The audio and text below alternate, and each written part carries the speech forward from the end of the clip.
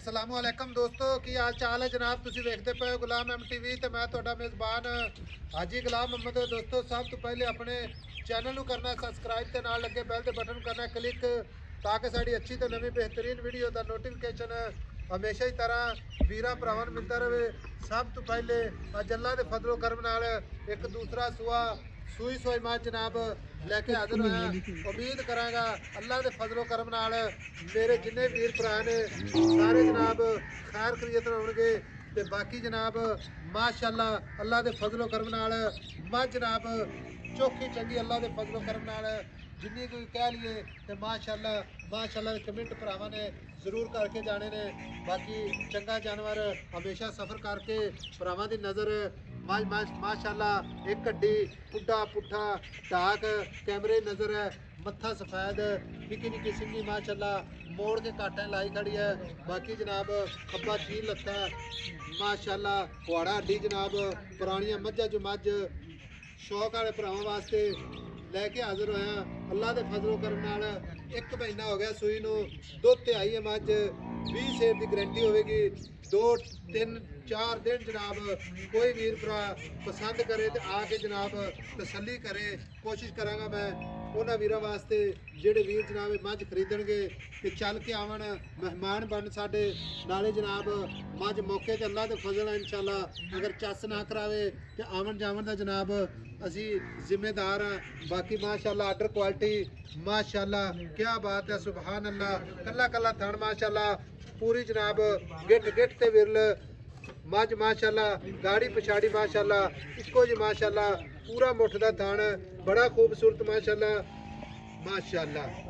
बाकी खुर माशाअल्लाह चारे कसे तुन्नी दा निशान कोई नहीं लंबे पै के वेखोगे तो इंशाअल्लाह नजर कोई नहीं जो आनी। बाकी निक्की जी थोड़ी माशाअल्लाह मझ जनाब अल्लाह दे फजल नाल पूरी जनाब शौक वाली अल्लाह दे फजलो करम नाल पूरे जनाब 21 यार अल्लाह दे फजलो करम नाल कौन माशाअल्लाह बोच लगे कना माशाअल्लाह वलायत लंबी अल्लाह दे फजल नाल माशाअल्लाह देखो जी बोच लगे कना दे जनाब बोच लाए ने पुराने दाग लगे ने अल्लाह दे फजलो करम नाल माशाअल्लाह जान दे लिखिया माशाअल्लाह तोर मान।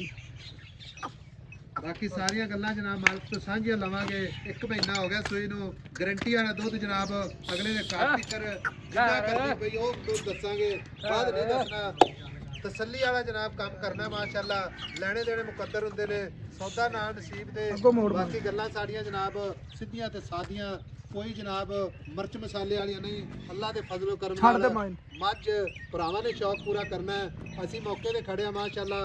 बाकी हो सकता कैमरे ते एडी साफ सुथरी ना आवे बाकी मझ मौके ते जेड़ा वीर भरा आवेगा इंशाअल्लाह तबीयत राजी जरूर होवे दी अल्लाह दे फजल नाल। बाकी गल्लां सारियां जनाब मालिक तो सांझियां लैने आ आओ जनाब। अस्सलाम वालेकुम जी साहब। अस्सलाम वालेकुम जी। वालेकुम सलाम भाई मनचा की हाल है? ठीक ठाक जी माशाअल्लाह बड़ा तोहफा माशाअल्लाह तैयार हो गया। हाँ जी तैयार हो गया जी। अच्छा हुण आपे बेचनी कि नहीं मैनूं ये दस पहले।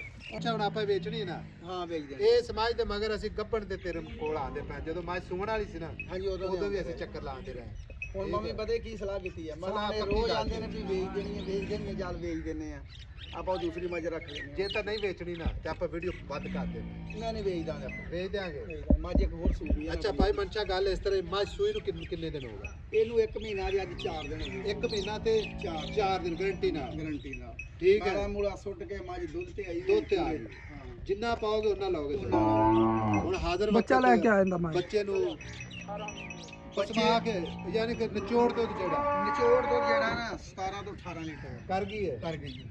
दो दिन इंशाल्लाह होना बरसीन आ गया ना तो 20-22 सर ने स्कूल ना करी 20-22 से बगैर चूट तूफान तो। हां जी ना ना भी होवे जनाब 15 से तो दसिया से 20 है नहीं क्योंकि मत चुक उधर है हर बंदे ने सुन ला मेरा भाई की तो होन वे केडी लंबी अच्छा कुन्नी कोई तो बगैर मगर कट्टा हां कट्टा जी अल्लाह कट्टा सब खाए मगर कट्टा माशाल्लाह चच्चा इतना हो गया अली ना पट्ठे नहीं करना 1 महीना 4 दिन हो गया। हां 1 महीना 4 गारंटी वादे घाटे की गारंटी यार का थाना दी वादे घाटे की सब गारंटी सब गारंटी छटा कुहाड़ होवे कोई वादा घाटा डोका पांदी होवे किसी किस्म दा ऐब होवे अपनी जिम्मेदारी ठीक है।